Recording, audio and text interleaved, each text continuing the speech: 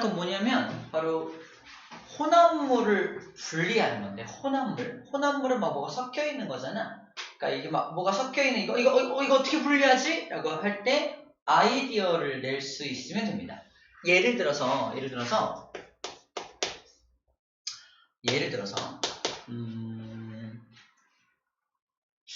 좋은 벽시 알곡 이런 거 아나? 책에도 그런 게 나와 있는데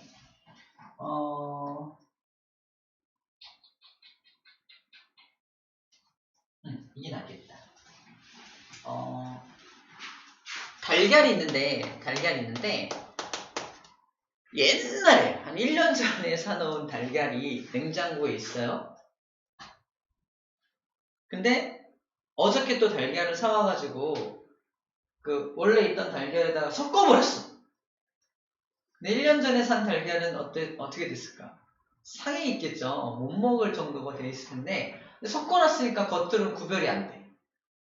어떻게 둘을 구별할 수 있지? 다 까보나요? 깨보나요?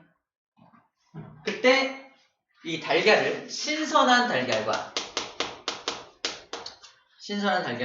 좀 덜 신선한 걸 뭐라고 표현할까? 썩은 건 아니고 아무튼 오래된 달걀을 어떻게 구별할 것이냐라고 했을 때, 자, 오래된 달걀은 특징이 있어. 약간 그 안에서 부패가 일어나면서 기체가 발생한다? 왜? 썩으면서 냄새 나잖아? 이게 약간 기체가 발생하기 때문이야. 그래서 이 오래된 달걀 안에는 기체 성분이 발생되어서 신선한 달걀에 비해서는 위로 둥둥둥둥 뜨는 성질이 발생하게 됩니다. 그래서 이 신선한 달걀과 오래된 달걀을 소금물을 만든 다음에 소금물에다가 달걀을 집어넣으면 신선한 달걀은 무거우니까 밑으로 가라앉아요. 근데 오래된 달걀은 어떻게 되겠어? 위에 뜨게 되겠죠? 약간 위로 둥둥둥둥 뜨게 됩니다. 위로 둥둥둥 뜨는 달걀이 보다 기체가 생겨가지고 약간 이렇게 밀도가 작아진 그런 달걀이 되겠죠? 그래서 신선한 달걀과 오래된 달걀을 구분할 수 있는 방법. 이 방법을 뭐라고 한다? 가벼운 건 위로 뜨고 무거운 건 밑으로 가라앉힌, 이걸 무슨 차이라고 한다? 바로 밀도 차입니다. 밀도의 차이를 이용해서 분류를 하는 거예요. 밀도 차를 이용해서 둘을 분류를 하게 된 겁니다. 신선한 달걀, 오래된 달걀이 가장 대표적인 어떤 예가 되겠네요. 이렇게 분리할 수 있겠다. 이런 아이디어를 낼 수 있으면 되겠어요. 아, 밀도차는 이럴 때 이용하는 거구나 라고 이해해 주면 될 것 같고요. 두 번째는 끓는 점차인데 물질이 막 섞여 있단 말이야. 예를 들어서 물하고 에탄올이라는 알코올이 막 섞여 있어. 물과 에탄올이 섞여 있는 걸 우리는 한 글자로 술이라고 부릅니다. 한 글자로 술. 술에서 물 따로, 에탄올 따로 이렇게 분리해낼 수 있을까? 가능하다는 거예요. 왜냐면 둘이 막 섞여 있으니까 이렇게 투명하게 막 섞여 있을 거 아니야? 이 안에 섞여 있을 거 아니야? 어떻게 한다? 끓입니다. 끓이면 78도씨가 되면은 부글부글 뭔가 끓어나와. 78도씨에서 물은 안 끓잖아. 물은 안 끓는데 뭐가 끓어나오는 거야 지금? 에탄올이 끓어나오는 거야. 이때 끓어나오는 에탄올을 먼저 끓어나오게 해서 따로 모아. 그래서 따로 모은 다음에 여기다 따로 모으고 또 이걸 또 다 끓어나간 다음에 이걸 또 100도씨까지 올려가지고 또 끓으면 이제 그때는 물이 나오겠죠? 자, 이런 식으로 온도가 낮은 요때 78도에서 에탄올은 끓어나오고 물은 100도에서 끓어나온다는 걸 이용해서 얘를 먼저 구별해내고 꺼내고 두 번째로 물을 나중에 꺼내는 방법. 그래서 둘을 따로따로 분리해내는 방법으로 이걸 쓰면 되겠네요. 자, 무슨 차이를 이용해서 이걸 분리하는 거다? 끓는 점의 차이를 이용해서 둘의 끓는 온도, 끓는 점의 차이를 이용해서 둘을 분류 또는 분리하게 되는 거죠. 끓는 점의 차이를 이용해서 분리하는 방법이 이런 겁니다. 끓는 점에 다른 물질이 섞여 있을 경우에는 이런 방법으로 분리해낼 수가 있겠네요. 아하, 이럴 때 끓는 점의 차이를 이용해서 분리하는구나 라는 겁니다. 자, 세 번째 크로마토그래피는 뭐냐면 크로마토그래피 용어가 좀 어려운데 이건 뭐냐면 이런 거야. 이 수성이라고 써있는 까만색 잉크 있잖아. 까만색 잉크. 이거를 점을 땅땅땅땅 찍으면 이렇게 까만색 점 보이죠? 까만색 점. 이 까만색 점이 사실은 이 안에 여러 가지 색소가 섞여서 까맣게 변한 거야. 그래서 여기 까만색으로 그려져 있지만 이거를 크로마토그래피를 이용해서 쭉 분리를 하면은 여기 빨간색도 들어있고 파란색도 들어있고 막 노란색도 막 들어있다. 그렇게 쭉 분리해낸 거. 어떻게 하냐면 이거를 물에다 담궈. 다 담그지 않고 이 정도만 이렇게 이만큼 담그는 거야. 그럼 이 종이가 물에 젖을 거 아니야? 물에 젖으면서 물이 쭉 빨리 올라가겠지. 물이 빨리 올라가면서 여기는 색소를 가지고 올라가. 근데 색깔마다 빨간색, 파란색, 노란색 색깔마다 이 물을 따라서 이동하는 속도가 달라. 빨간색이 제일 빨리 따라가는 빨간색은 맨 위까지 따라가는데 노란색은 맨 밑에 있고 파란색은 가운데 있고 막 그런 거야. 그걸 통해서 이 까만색이라는 색소는 빨간색, 파란색, 노란색 세 가지 색소로 되어 있었구나라는 걸 이 방법으로 알 수가 있는 거지. 그래서 이거를 크로마토그래피라고 불러줍니다. 크로마토그래피는 이런 색소 같은 거 분리할 때 한 번에 쫙 분리할 때 쓰는 방법이 바로 크로마토그래피입니다. 우리 95쪽 맨 밑에 그림이 잘 나와 있는데 색소점이 바로 저 점을 찍은 거고 용매라고 하는 곳에 담가 놓으면 용매가 쭉 위로 올라가면서 그 색깔별로 이동 속도가 빠른 물질은 맨 위에 이동 속도가 느린 물질은 맨 아래 이렇게 따로 한 번에 분리가 되는 것을 크로마토그래피라고 불러줍니다. 그래서 이런 크로마토그래피를 이용해서 여러 가지를 또 분리해낼 수 있다. 자, 이따가 그림을 통해서 또 추가적인 것들을 보도록 할게요. 이런 방법들을 써서 혼합물을 분리하기도 하는구나 라고 정리해주면 되겠어요. 네 번째, 재결정 방법입니다.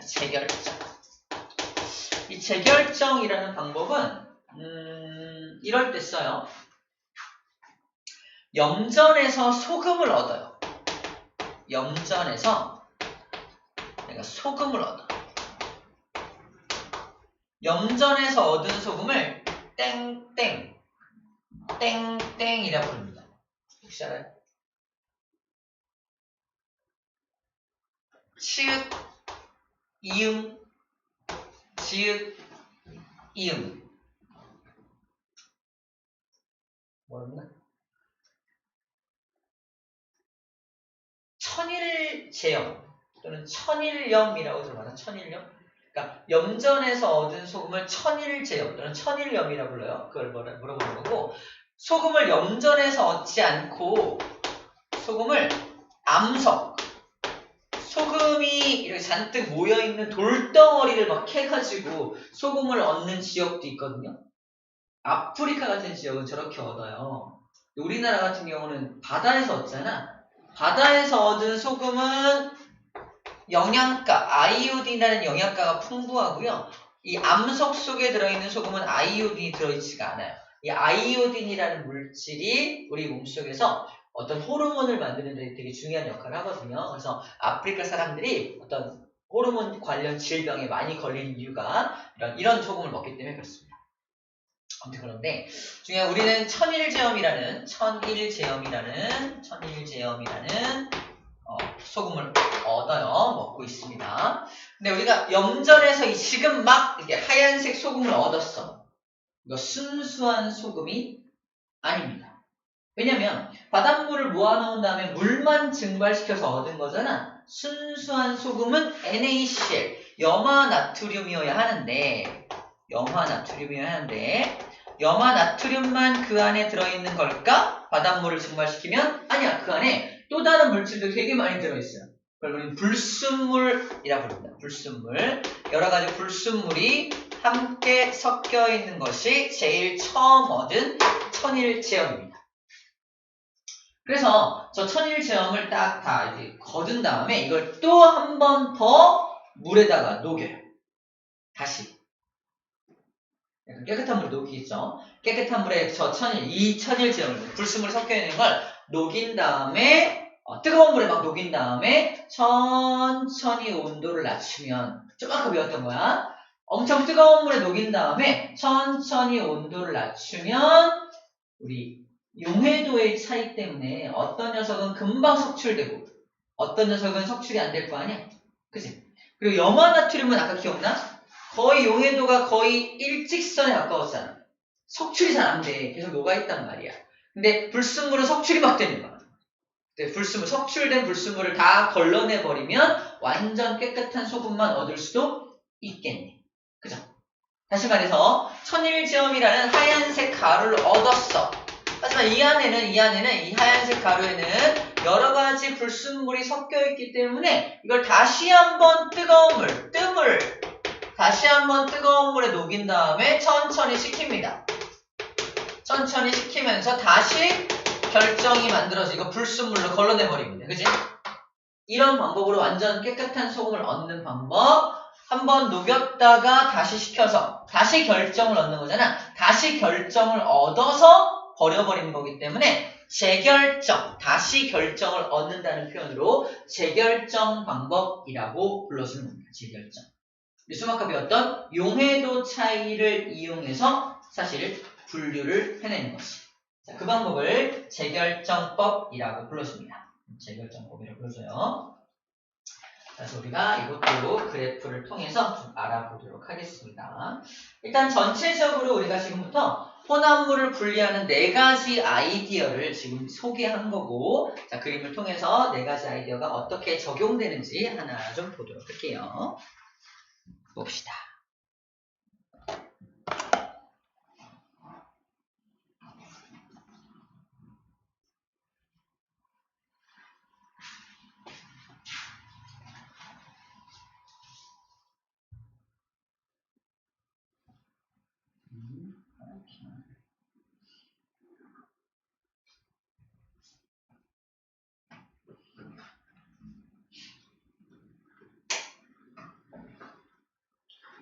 자, 먼저 밀도차를 이용한 여러 가지 분리하는 것들을 예를 들어서 쭉 보여줄게요.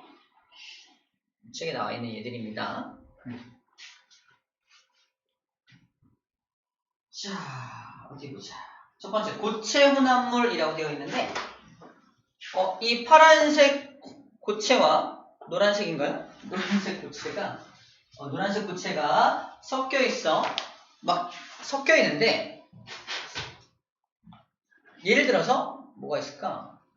스티로폼도 고체잖아. 스티로폼하고 모래가 막 섞여 있어. 엄청나게 많아. 상상했어요? 둘을 이렇게 분리해야 돼. 스티로폼이 한 200개 돼. 하나하나 골라내면 엄청 힘들겠죠. 근데 어떻게 한다? 물에다가 우르르 넣으면 스티로폼 위에다 뜰 거고요. 그지? 모래는 다 가라앉을 거 아니야? 그 차이를 이용해서 나중에 이렇게 거름 장치를 이렇게 스티로폼만 걸러내면은 금방 분리가 되겠지. 이 방법이 바로 밀도차를 이용한 분리 방법이 되는 겁니다. 그러려면은 그 중간 밀도, 잘 들어. 중간 밀도를 가진 어떤 액체가 필요하겠죠. 얘보다 밀도가 작은 건 위로 뜰 거고요. 이 액체보다 밀도가 큰 건 밑으로 가라앉을 테니까. 그죠? 중간 밀도를 가진 액체를 준비해서 둘을 분류할 수가 있는 겁니다. 자, 고체 혼합물인 경우에는 이렇게 밀도차를 이용해서 분리할 수가 있고요. 자, 두 번째는 액체 혼합물인 경우는 어떤 거 볼게요. 자, 이건 뭐냐면 물하고 기름은 섞이지 않죠. 근데 물하고 기름을 막 다 섞어가지고 막 흔들어서 탁 놓고, 야, 물 따로 기름 따로 분리해봐. 어떻게 하지? 그 기름의 양이 되게 소량일 경우에는 스포이드. 기름의 양이 되게 소량일 경우에는 스포이드로 이렇게 띡 따내면 돼요. 그죠? 근데 되게 양이 많을 경우에는 이 장치를 이용해서 분리합니다. 이 장치를 뭐라고 하냐면 둘을 나눠주는 장치라서 써있나? 분별 깔때기? 써있다. 밑줄 오른쪽에 써있죠. 여기 이쯤에 분별 깔때기 있죠. 분별 깔때기. 이 분별 깔때기라는 걸 이용해서 분리를 하게 됩니다.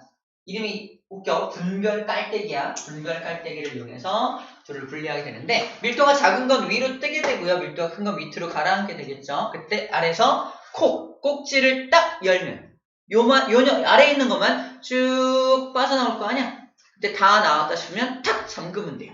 잠그면 이것 따로 분리할 수가 있겠죠. 스포이드로 이거 하나하나 얹어 다니면서 훨씬 더 빠르게 둘을 분리할 수가 있겠죠. 양이 많은 경우에는 저 분별 깔때기를 이용해서 분리하게 됩니다. 오케이, 또 다른 예를 볼게요. 사금 채취. 사금이 뭐냐면 모래 속에 섞여있는 금을 사금이라고 해요. 사금. 물론 사금이 나오는 지역은 정해져 있습니다. 우리나라 어디가 그런지 모르겠는데 어쨌거나 여기가 사금이 나오는 지역이라고 한다면 모래하고 금이 막 섞여 있어. 근데 이게 엄청 많이 섞여 있으니까 누가 모래고 누가 금인지 알 수가 없겠죠. 그때 어떻게 하냐? 금은 되게 무거워요. 근데 모래는 상대적으로 조금 가볍거든. 그래서 그걸 이용해서 모래와 금을 서로 분리해낼 수 있습니다. 일단 모래와 금이 섞여있는 그 녀석을 푹 퍼요. 푹 푼 다음에 이렇게 그릇에 담아가지고 물속에서 막 흔들면 이게 물이 막 찰찰찰 흘러내려가는 중에 흔들어야 돼. 물이 막 흘러내려가는 거에다가 그 안에 이렇게 일렁일렁 이렇게 흔들면은 가벼운 모래가 위로 붕 뜨잖아? 물이 쫙 쓸고 지나가는 거. 개울가에서 물이 철철철 흐르고 있는데 그 안에서 이렇게 일렁일렁 흔들면은 가벼운 모래가 위로 붕 올라갔다가 물살에 쓸려서 쭉 나가버리고 밑에 아주 무거운 금만 밑에 그릇 밑에 남게 되는 거지. 그 방법을 이용해서 사금을 채취하게 됩니다. 금은 되게 무겁고 모래는 상대적으로 조금 가볍다는 걸 이용해서 둘을 구분하는 거니까 이것도 밀도차를 이용해서 분리한 것이다 라고 할 수가 있겠네요. 자, 이건 우리가 아까 했던 거죠. 오래된 달걀은 위에 뜨고 있고요. 신선한 달걀은 아래로 가라앉고 있죠. 이런 것들 밀도차를 이용해서 분리할 수 있다 라는 거고요. 자, 이건 혈액을 분리하는 건데 이건 뭐냐면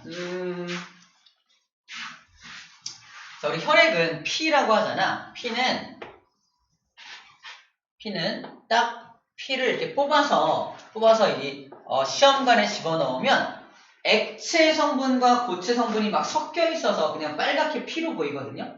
한참 놔두면은 물론 응고되지 않게 한 응고제를 넣고 한참 놔두면은 아래쪽으로 무거운 게 가라앉고 위로 가벼운 게 떠요. 근데 이게 한참 놔두려면은 너무 오랜 시간이 걸리거든. 그래서 일부러 어디다 집어넣고 원심 분리기에 집어넣고 왱 돌려요. 원심 분리기라는 것은 이렇게 막 돌리면은 원심력을 이용해서 무거운 걸 아래로 가라앉히고 가벼운 걸 위로 뜨게 만드는 장치거든요. 그래서 원심 분리를 막 하면은 무거운 게 아래쪽에 가라앉고 이렇게 가벼운 건 위에 뜨게 됩니다. 자, 무거운 성분은 뭐가 무거운 성분이냐? 피 속에 무거운 성분은 어떤 고체 성분들. 피 속에 있는 고체 성분이 뭐냐? 그 유명한 적혈구, 백혈구, 혈소판 같은 것들이 무거운 고체 성분이에요. 그게 밑으로 가라앉게 돼요. 적혈구, 백혈구, 원성분, 혈구 성분들이 바로 밑으로 가라앉고 위에는 액체 성분이 위에 뜨게 돼요. 그걸 혈장이라고 불러줍니다. 그래서 혈구라는 고체 성분과 혈장이라는 액체 성분을 구분하기 위해서 무거운 건 아래로, 가벼운 건 위로, 즉 뭘 이용해서 분리한 거다? 밀도차를 이용해서 분리하게 된 겁니다. 밀도차를 이용해서 분리한 거야. 밀도가 큰 건 당연히 혈구가 밀도가 크게 되겠죠. 네 번째, 바다에 기름이 유출이 되었어요. 기름은 바다 위에 뜨죠. 물 위에 뜰 거 아니야? 기름이 위에 이렇게 떠 있으니까 오일 펜스라는 펜스를 쳐가지고 이거를 이렇게 모아가지고 흡착포로 이렇게 저것들 다 흡수해내면 됩니다. 근데 만약에 저 기름이 물보다 무거웠다면 더 문제가 커지겠죠. 다 바다 밑으로 가라앉기 때문에 그거를 이렇게 제거할 수 있는 방법이 더 힘들었을 거야. 다행히도 기름은 물보다 가벼워, 밀도가 작기 때문에 위로 뜨잖아. 위로 뜨니까 이 방법을 이용해서 기름을 제거할 수 있다. 다행이죠. 이런 것들까지가 바로 첫 번째 밀도차를 이용한 분리 방법입니다. 자, 두 번째 방법은 끓는 점 차이를 이용한 방법이 되겠습니다. 보자.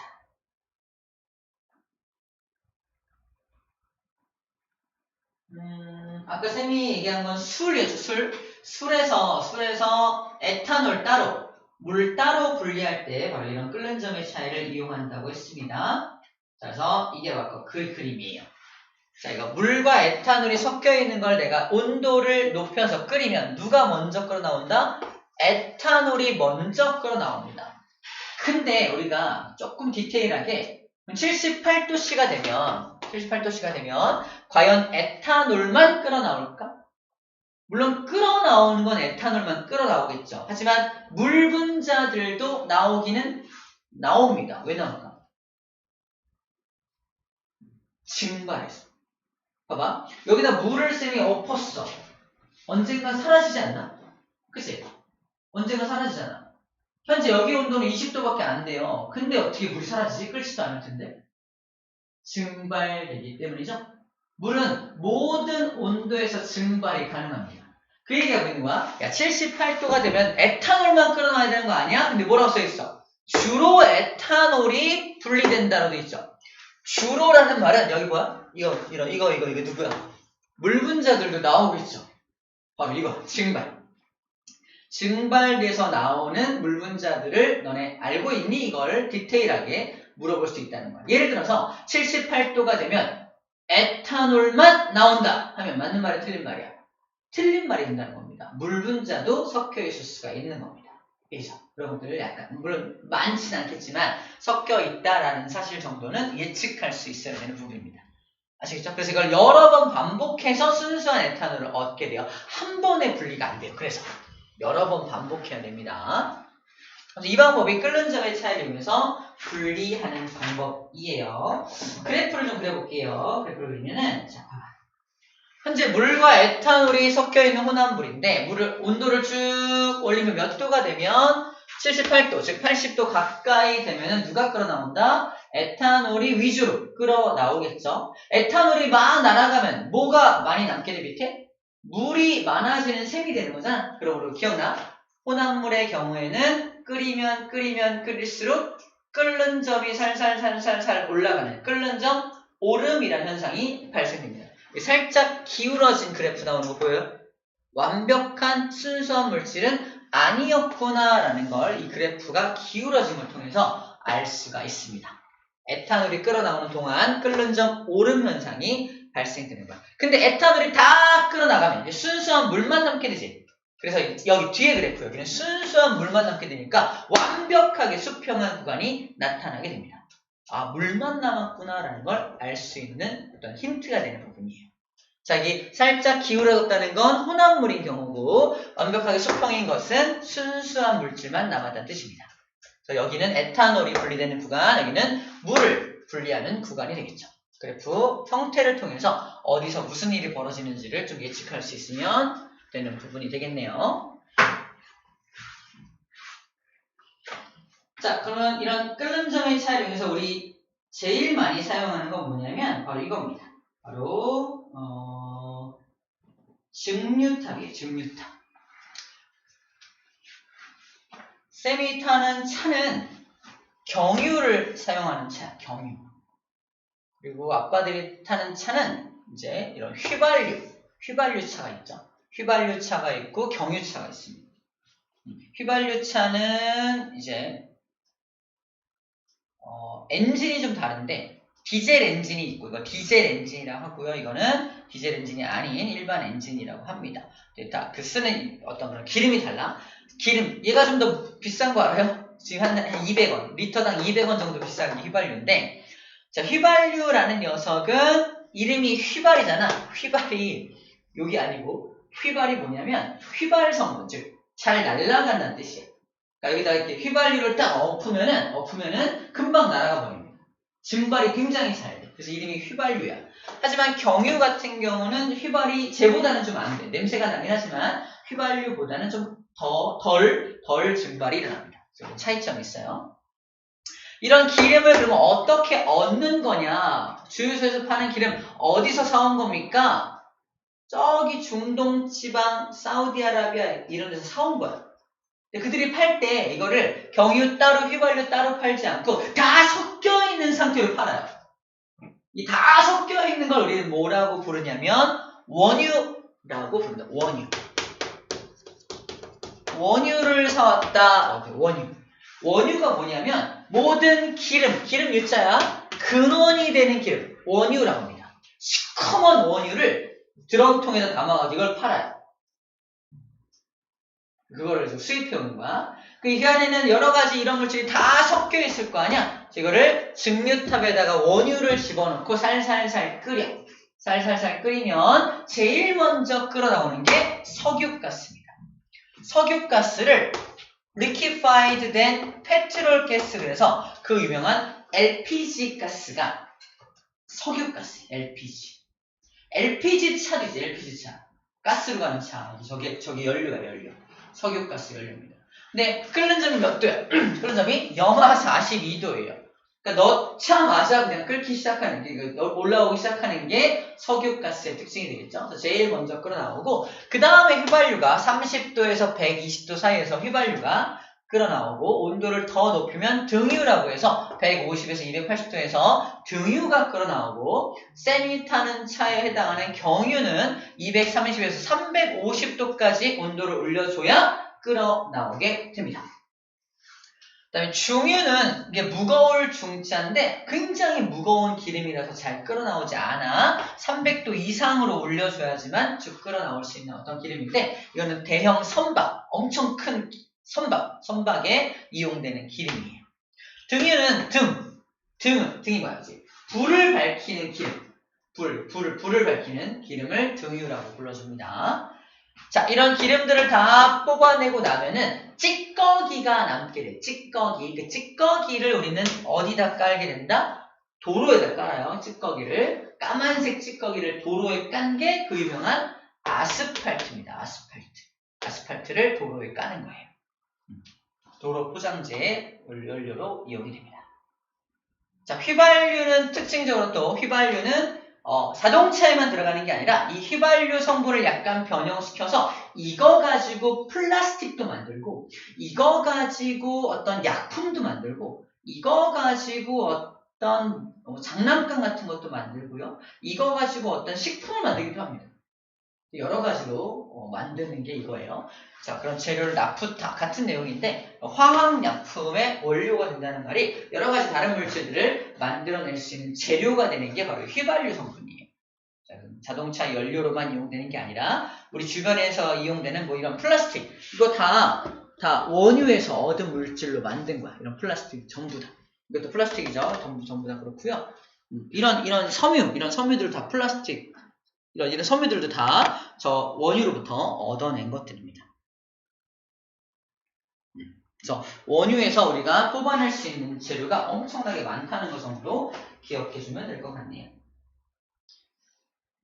자, 그 다음에 소주꼬리 잠깐 소개할게요. 소주꼬리가 뭐냐면, 경험을 좀, 간접 경험을 하는 중이야. 소주꼬리가 뭐냐면, 여러분들 술 종류 좀 알아요? 술의 종류가 막걸리가 있고요. 소주가 있습니다. 그죠? 이름이 소주꼬리잖아. 소주를 얻어내는 장치인데, 소주는 특징이 뭐냐면 투명합니다. 도일이 먹어봤지? 에이.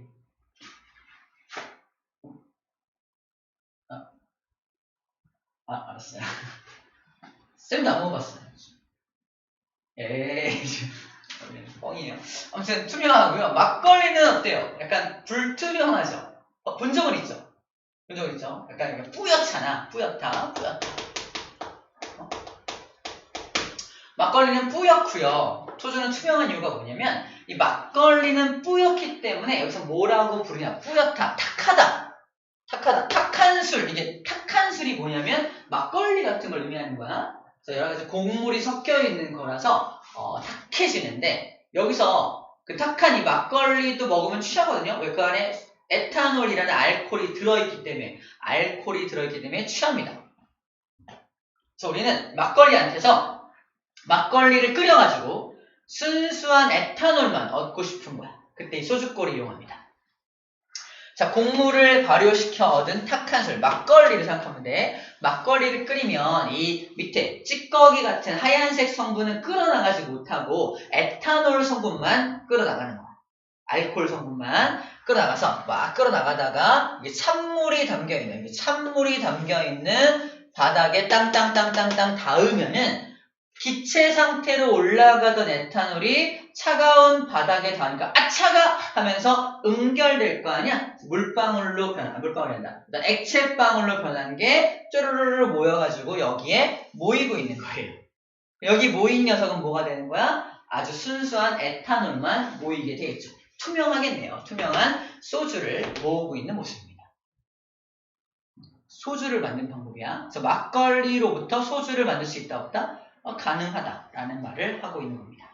이때도 이 막걸리에 해당하는 그 불투명한 성분은 끌어나가지 못하는데 에탄올만 끌어나가는 성질을 이용하는 거잖아. 그러므로 무슨 차이를 이용하는 거다? 끓는 전의 차이를 이용하는 거다라고 생각하면 될 것 같습니다. 자, 여기까지가 끓는 점 차이까지고요. 크로마토그래피까지 설명할게요.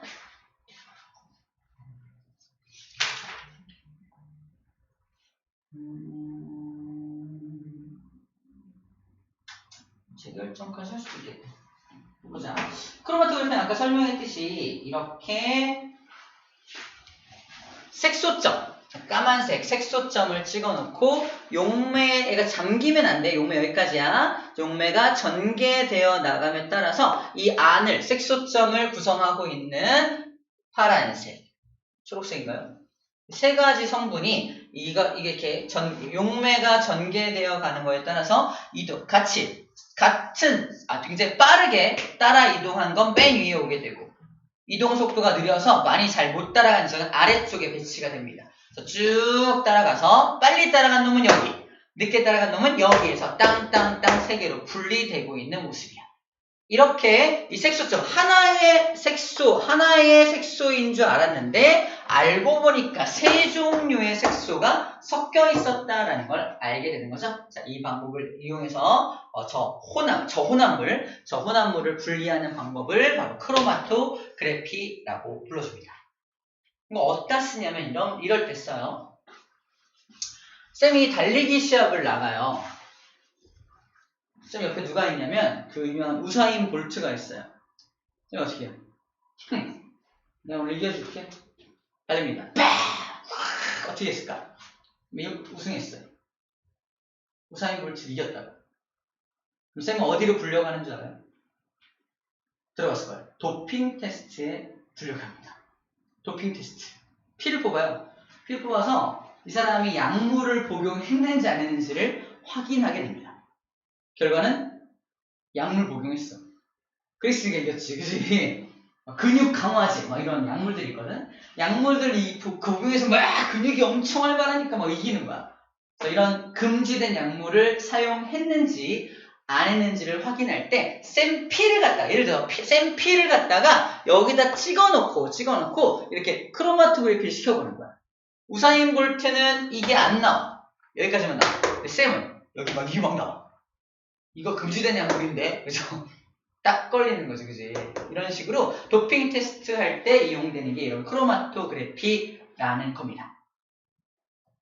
이 도핑이란 말 뜻이 뭐냐? 도핑이 뭐냐면 불순물을 섞는 걸 도핑이라고 해. 좀 세게 발음하면 토핑입니다. 토핑.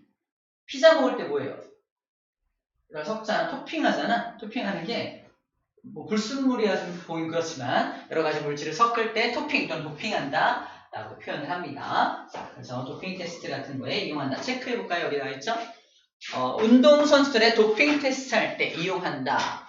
과학수사 어떤 물질을 채취해서 이 혼합물이 뭐뭐뭐로 구성되는지 과학수사할 때도 이용되고요. 농약 성분이 이 안에 있는지 없는지 검출할 때도 크로마토그래피를 이용할 수 있고요. 단백질 성분을 검출할 때도 엽록소의 색소를 분리할 때도 이용할 수 있습니다. 단순한 이런 잉크, 우리가 쓰는 어떤 수성 잉크의 색소만 분리할 수 있는 게 아니라 다른 여러 가지 곳에서 활용될 수 있구나 라는 겁니다. 쌤의 피를 통해서 도핑 테스트를 하기도 하고요. 쌤의 오줌을 받아서 도핑 테스트를 하기도 합니다. 용어 정리, 도핑 테스트 나와있죠. 우산 물질을 이겼더니 대번에 걸립니다.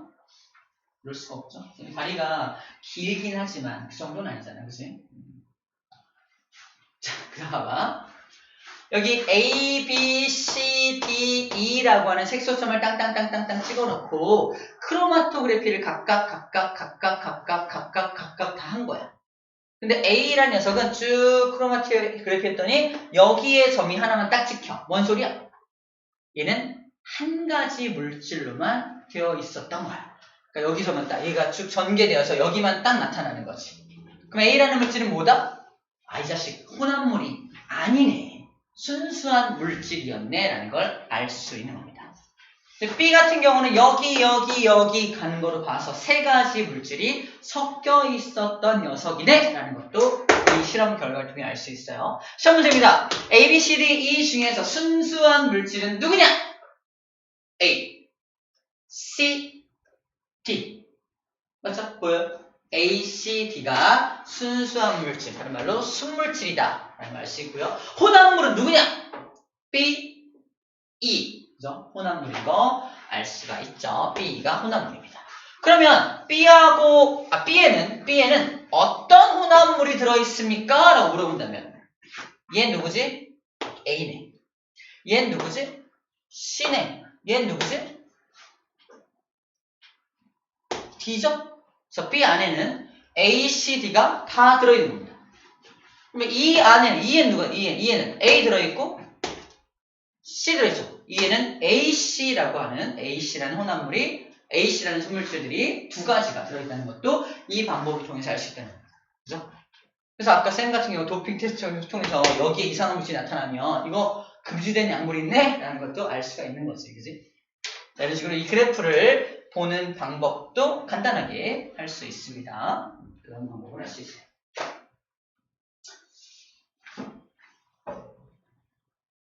좋습니다. 크로마토그래피까지 살펴보았네요.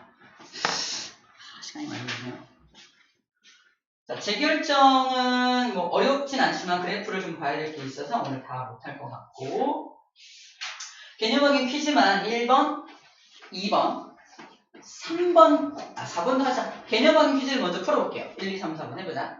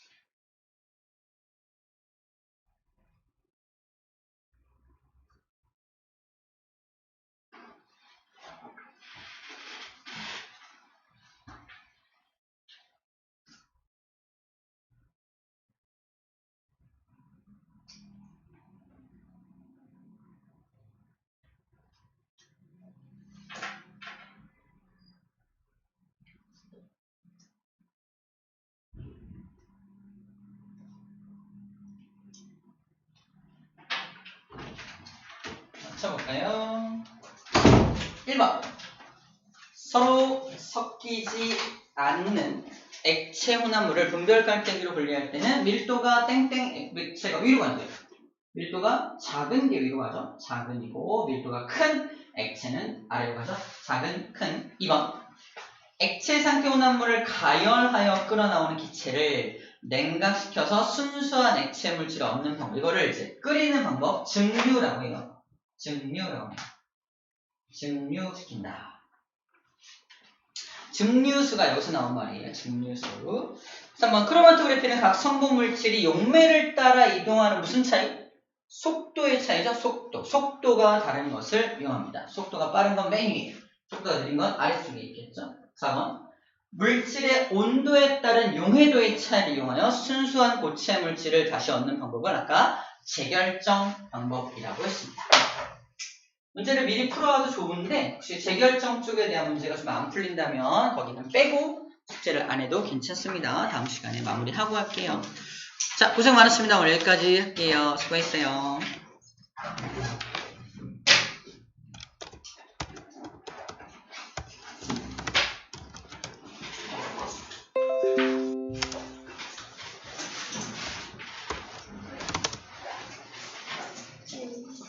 고생했어요.